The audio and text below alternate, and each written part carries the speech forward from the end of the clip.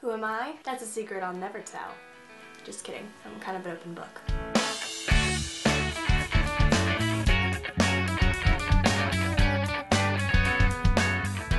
Greetings Internet, it's Katie and I'm back from my week-long hiatus from YouTube. I spent the last 3 days up in New York City giving a talk on social media at Columbia University. I'm still so honored that Columbia would consider having me speak at this convention, considering the fact that I am not a professor or an author or anything like that quite yet. I'm just me, an 18-year-old girl who occasionally speaks to a camera. And I have some tips for you guys today on how to be confident and how to do things like get up in front of a crowd and speak, because it definitely is not something that everyone has from birth, and it's definitely not something that I was awarded at birth. Alright, so this is actually the itinerary for my New York trip. I covered it with squiggly little notes for this video because on the train ride yesterday I just had this flurry of ideas. So the first of many little assorted tips I have in this video is to do one thing every day that scares you.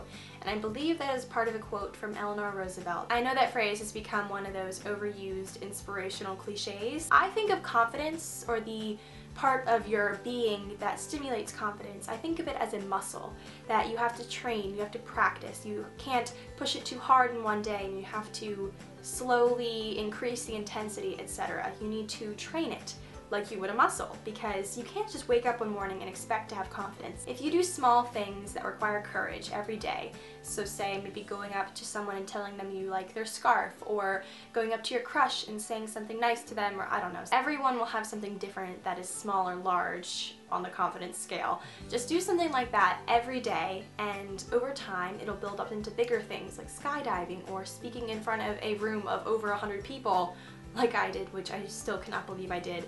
Honestly, if you build up small things, they will eventually become big things, and you'll be confident without even trying. You will just radiate confidence in your being and not try to be confident. Honestly, if you convince yourself that you are a confident person by doing little things like that every day, you'll just become one, and that is how I feel like I am in my life. You know, do one thing that scares you every day. Sometimes the things that you can consider scary are actually the most fulfilling and interesting things that you'll ever do in your life. You know, creating a YouTube channel is pretty darn scary. You know, creating a Twitter, putting your ideas out there is pretty darn scary, because you never know who will see them, you never know what people will do or think because of them, but it's all worth it in the end. Train yourself like a muscle to be confident, and it'll just become second nature. So something else that I've done recently that has definitely contributed to my confidence is I began writing in a journal. And I used to diary and journal kind of just sporadically as a kid, but recently I've taken up journaling again, and it's really boosted my creativity, just my thoughts, my relationship with myself and my friends and my parents. I think that in order to be confident, you really need to know yourself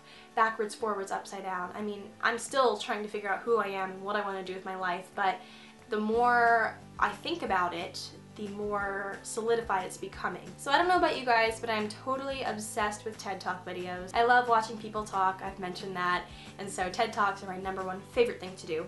And I actually watched this awesome one by Cuddy. I did make sure I have her name right. I'll put the link in the description box below.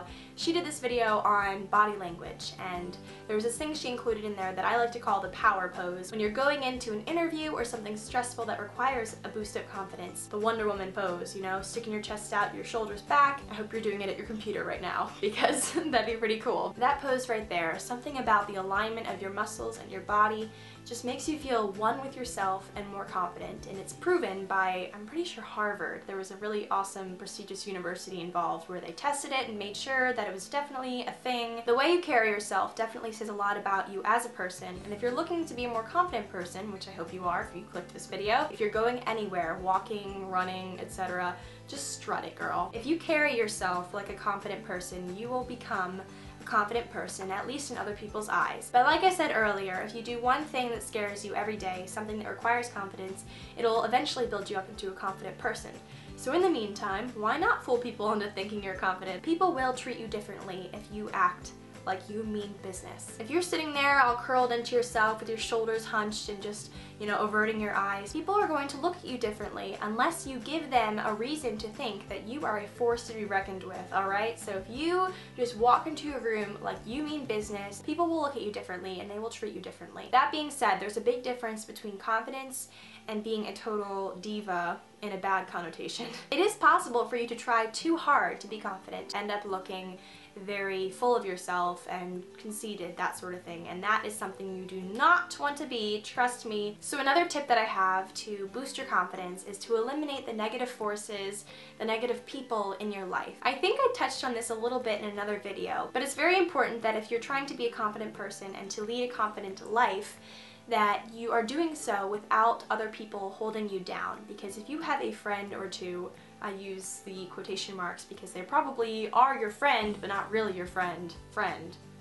Does that make any sense at all? Probably not. But basically, if someone is being downright terrible to you and just putting you down every chance they get, then they are not the kind of person that should be in your life.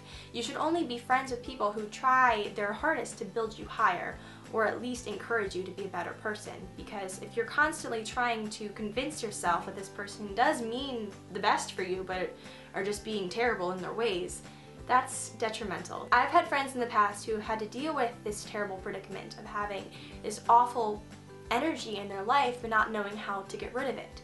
And here's the thing, a lot of those people who are bullies to others do so because they need that satisfaction in order to build themselves into a more confident person. If your means of being confident requires putting someone else down in the process, then that is not a fulfilling kind of confidence, my friend. So by all means, if you have someone like this in your life, some sort of negative energy or light that is just putting you down every day, you have the power and you have the right to get rid of them. Not in a mean or nasty way. You can easily just be like, hey, I just need a break from you. Because if they really care about you, they won't be mean or nasty about it, and maybe they'll snap to their senses and realize that you don't like what they're doing. Because a lot of people are just misguided, they don't understand what they're doing is wrong. That is definitely something big that I've learned throughout the past couple years. I've had to let go of some friends, and honestly, it's one of the best decisions I've ever made. You deserve to be happy, you deserve to feel good about yourself, and if you're with people who are bringing you down, that's not going to happen. So another awesome quote that I'd like you guys to consider is, "Fortune favors the bold." And I'm not sure who said that. I'll probably have to Google that later. I've definitely made it my mantra for life because being bold is definitely not something I was born with. For a while, I kind of felt that being invisible and being just normal was easier and just more of a lifestyle for me, something that I should just be. And I didn't really realize that I deserve to live a life that is full of bold opportunities and courage and passion and power. I deserve that, and everyone deserves that kind of life. You deserve to live on the edge if you want to, and you shouldn't feel like you're confined to a certain lifestyle because you've been living it for so long. For a while, I was very shy, and I figured that that was just how my life was going to be, and I was always going to be shy. But you have the right to, at any moment, change the way you live and be a different person. And although it's important to stay true to your roots and realize who you are and where you came from, it's always worth it to just try a different lifestyle and to try to change and be a better version of yourself.